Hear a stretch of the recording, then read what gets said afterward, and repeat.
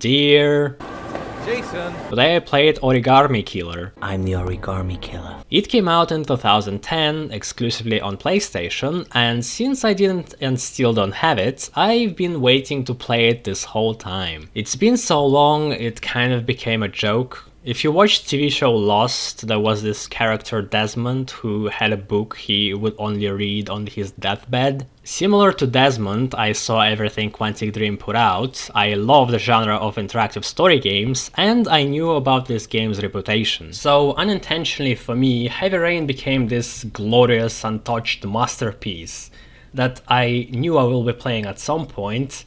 And it turned out a very good game, though of course not as great as I envisioned it. To prepare for the whole whodunit type of story, I went full tryhard mode and decided to create my very own detective whiteboard, where I would store all the information I collected and figure out the killer before it is revealed. Whiteboard evolved over time and I really liked how it was turning out, until the very last session when my PC crashed and the file got corrupted. Not that it really mattered, by that point I already ruled out the real killer, but it enhanced my experience, and having all the information in one place made a really convenient little detective game. Oh, I guess we could rule out Emily.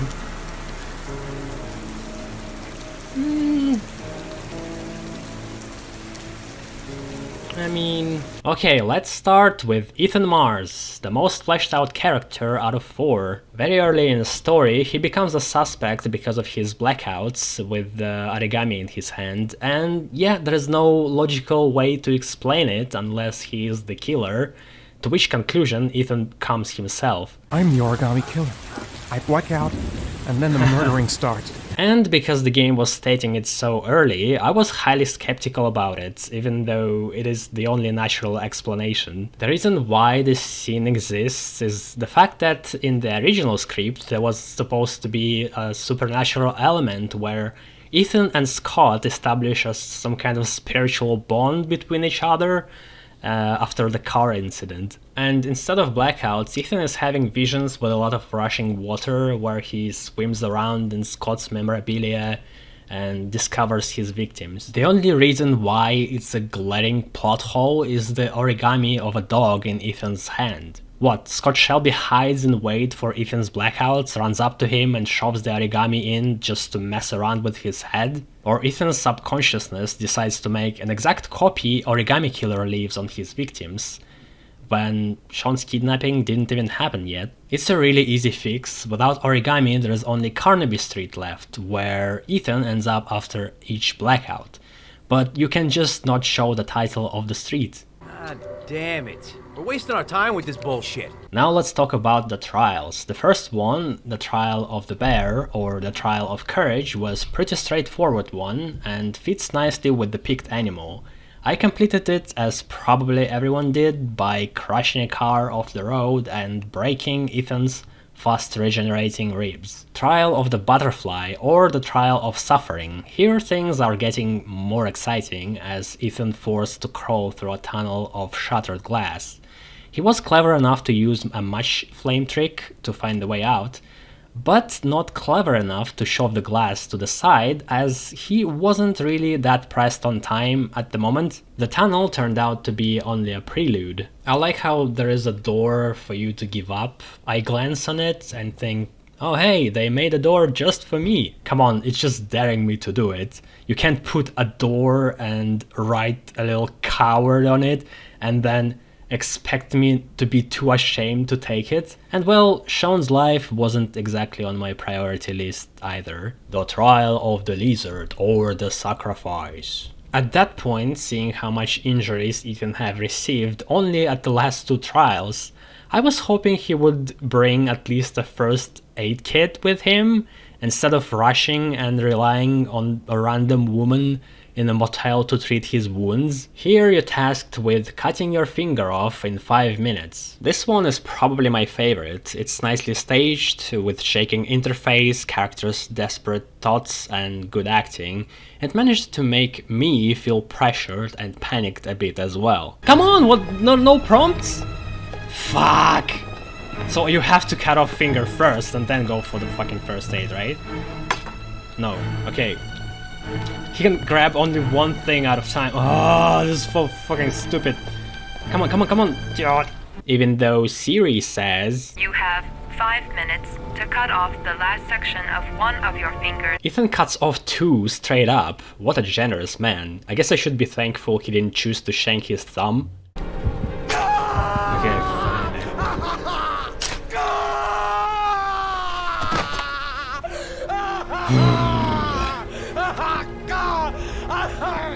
Oh, this is sick.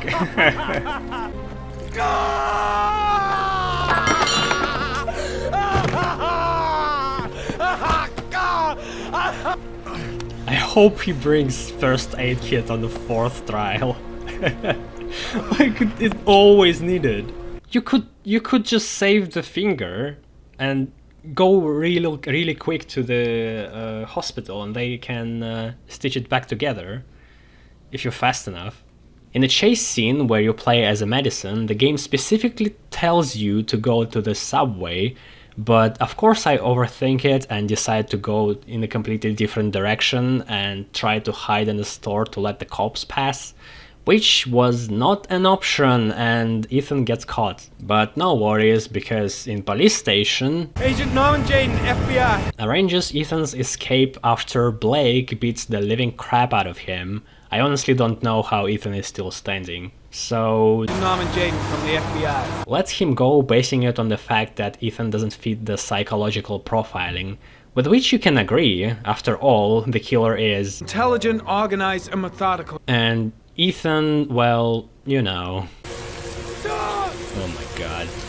But if we assume that he suffers from the split personality to which Ethan himself confesses to, I kidnapped my son. then psychological profiling doesn't work anymore, does it? His other self could have any kind of personality. So what the fuck? Agent Norman Jaden from the FBI. And another thing, in the very beginning when Ethan receives a shoebox, I was nagging at him to go to the police.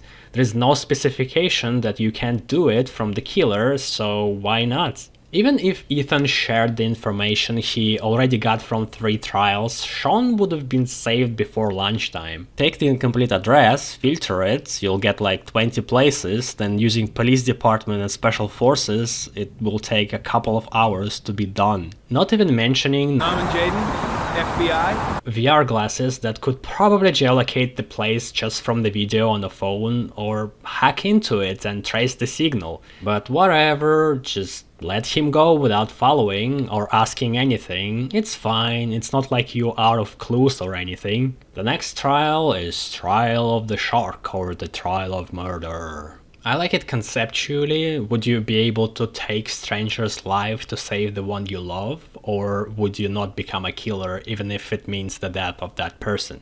I wanted to trick Origami Killer by conspiring with the guy so he would pretend to be dead just for a second, since we only need to send a picture and more letters will instantly appear. But remembering from the experience that Ethan is not the one to cheat in a serial killer's game, I decided to not risk it and pop the guy at the first opportunity I got.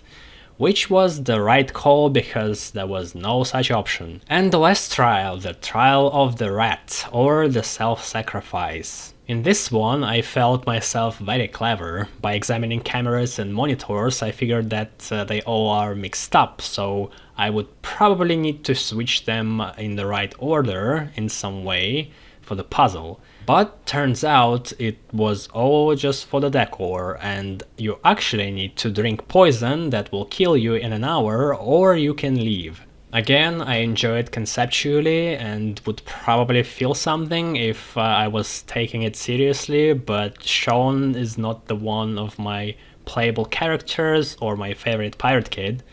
So, sorry Sean. Because I only completed 3 out of 5 trials, I had to pick from the array of places. And here I had a stroke of genius where I mistook a boat horn for the train one and decided that black lines on the GPS supposed to represent railroads, where in fact they were just highways. But even though I filtered it based on incorrect assumption, I still was choosing between the right one and the wrong one. I picked the one on the left and, well, it wasn't right. Goddamn restaurant! Uh-oh. I got the wrong address! I screwed up! Send men and an ambulance immediately to 852 Theodore Roosevelt Road. Yeah, that was the road. It was exactly the second place I didn't pick. God damn it. Scott Shelby, a man with the most psychotic door handle. The solution was staring me in the face this whole time. He is a noirish detective who I sympathized with over the course of the story, just to be stabbed in the back when it's revealed he is the origami killer. He was under my suspicion for a long time because I never confirmed who hired him as a private investigator. 5 different parents showed up in the story and none of them seemed to know about Shelby. Eventually, after the scene in an antique shop, Oh my god. He's dead. I ruled him and Lauren out because they were there and I saw that they didn't kill the old man. But fuck what I saw, in reality Shelby quickly murders the guy, stages a scene and retreats back to the same spot you left him. So let's see how long it takes for him to kill Manfred. If we assume this is one cut. Ah, 1, Gordon. Here you are. 2, Put that down. 3, it's a prototype. 4, Stay back! 5, Gordon! Ah! 6, Oh, get back! 7, Ah! Oh! 10, 11 seconds. Critical. Kind of a dirty move to pull out, but I'll take it. I feel if I were a little bit smarter, I could have figured it out. I like the origami killer concept, the drowning in rainwater at fall, orchids, origamis, trials for fathers, his background, and pretending to be the private eye was also a smart move. He investigates his own murders as if he is any other detective, and as he solves it, burns all the evidence that led him to himself. He was a very fun fictional serial killer to try and catch. I can't say his scenes are very replayable since there is barely any choice in them and he's invincible, but it worked for the first time. And now to my favorite boy. Agent Norman Jaden, FBI. His VR glasses unexpectedly did a big impression on me, probably partially because this technology seems to be so close to reality and yet not quite there. The scene where you pick the environment is absolutely unnecessary for the plot, but it completely blew me away and it's easily one of the most memorable sequences in the game. His addiction to tryptocane also spiced things up. First presented with a choice, I didn't know what tryptocane was because there is no explanation whatsoever, though to be fair I initially assumed it was a drug. It could also be some kind of medicine, and the seizures are not a withdrawal from trypto, but are side effects from using VR glasses. It's left to speculation, and since I've been using trypto at any chance I got, without turning into a morbing man, I'll assume it was the latter, though the rules are not very clear on it. The chemistry between Carter Blake and Norman Jaden of the FBI. was the endless source of amusement. Come on, you had a fraction of a second to react. You could have whacked me before you had time to move. Oh, I'm sorry. I thought you were a tough guy. A street cop who's been through the mill. I didn't think you'd scare so easily. Why don't you fuck off, Norman? If this is not unresolved sexual tension, I don't know what is. In the end, FBI, open up! Was the one to figure out the location of the killer and the one who saved Sean, but then died in a battle on the conveyor. Get your Tripio. I mean, Tripto. No. Madison Page. Madison Page, 27, single. She's referred to as Madison is the most enigmatic character in the game. I call her the most shallow. In my playthrough, all she did, flashed her boobs, treated wounds of her future romantic interest, and then got her throat slashed by a maniac who was trying to drill a hole in her vagina. Which brings us to David Cage, the maestro himself. He is a controversial character to say the least. One of the alleged things he said was, "In my games, all women are whores. At Quantic Dream, we do not make games for fags." He denied all that, but I've seen all the games he made, and I wouldn't put this quote past him. It's funny to see the same old thing in each game. The one moment that spoke louder than any quote and completely sealed the case for me that David Cage is a giant perv was that one. Indigo child! Baby! Oh, it's David Cage! Oh my god! Oh my god! No! Regardless, I don't care that much. If Old Man wants to put his wet fantasies in a game, I'd say go for it, but couldn't you at least develop a character while you at it? I knew nothing about Madison. You know when I learned about what job she had? Courageous journalist who sacrificed her life She was a in the search journalist? for truth. The only impact Madison did is by actually being dead. Because after that, I knew how easy it is to lose a character and been smashing QTEs like a motherfucker for the characters I actually cared about. Speaking of QTEs, they were the best I've seen so far. They were challenging. When I was picking a difficulty, I had a brain freeze and picked the middle one, thinking I was picking the hardest, and throughout the game thought I was on hardest, when in reality I wasn't. QTEs were fun, with cool action scenes on the background, plus combine it with possibility of losing a character if you blunder in the wrong moment, and you get yourself a very immersive on the edge of your seat experience, especially near the end. Writing in Heavy Rain was good. It won't give you any life-changing revelations, and you won't be having quotes in a frame on your wall after years pass, but for dark thriller murder mystery it works out very well. I like Origami Killer's motivation very much. It makes sense, you can see how he became this way, and he's not being evil just for the sake of it. I love VR scenes and Nom and Jaden, FBI. way of solving the case. Ethan's storyline was very compelling. Even though I can't relate to his parental instincts, I still empathized with him while going over the trials, which start from physical pain and then go into more of a moral dilemma territory. Madison had a shower scene, so good for her. And without joking, the fact that they made the game without game overs and managed to make it work is a great achievement for game design, especially for story-based games. Choices. Okay, so it's not a choice. I've got to do it, for Sean's sake. I have no choice. Whatever, I don't really have a choice. No choice. There's no other way out. No choice. You didn't really leave me any choice. I couldn't just leave you like that. Yeah, there was no choice to... Yeah, exactly.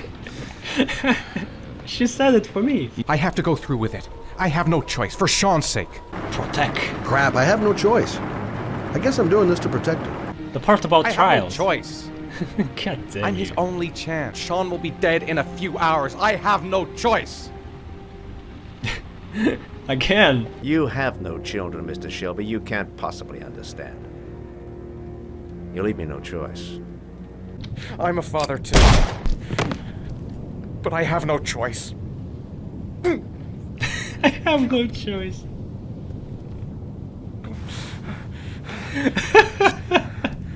Why do they keep repeating that? Despite what game might tell you, the branching turned out to be pretty varied. Even though I always want more of it and it to be crazier, by the end I was satisfied with what I saw.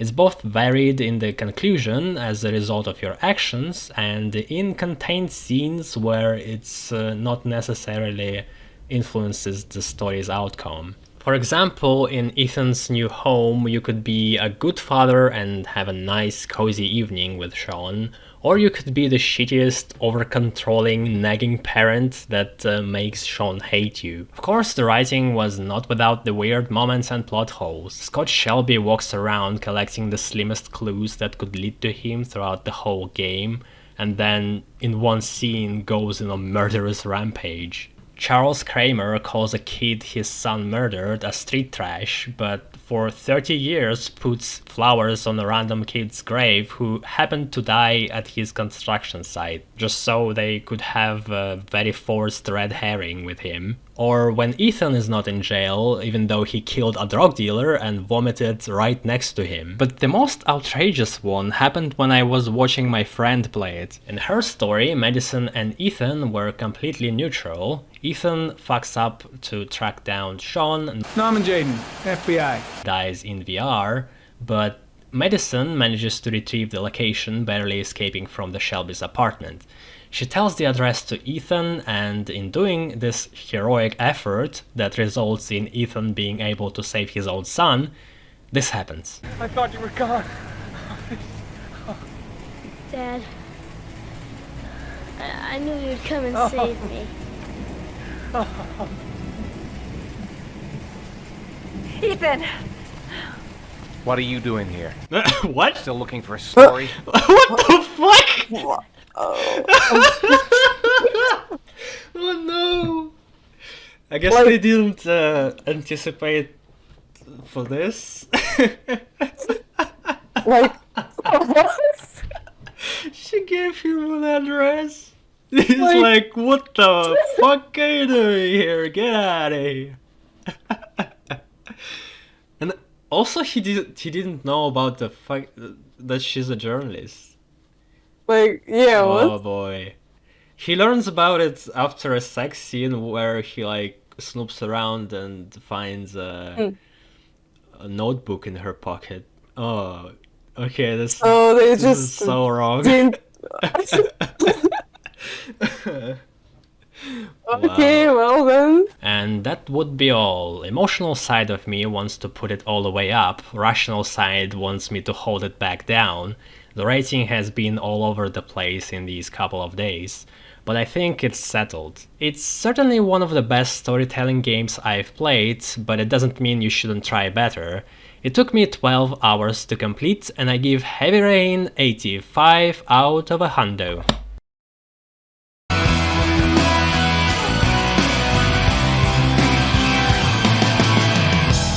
Agent Norman Jaden, FBI.